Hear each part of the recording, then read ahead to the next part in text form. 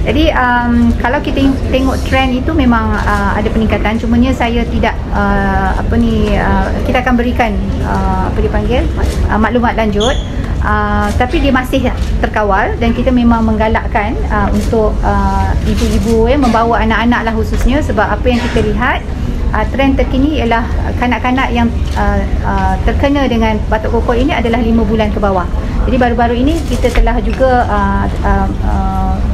meluluskan satu inisiatif baru. Kabinet telah meluluskan inisiatif ini dengan perbelanjaan sebanyak 25 juta yang akan kita enroll tahun depan.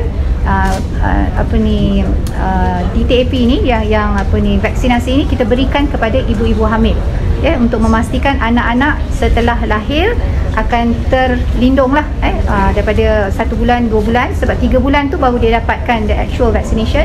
So within this first 2 months tu dia dah ada antibody yang dia dapat daripada ibu dalam kandungan. Jadi itu yang kita laksanakan.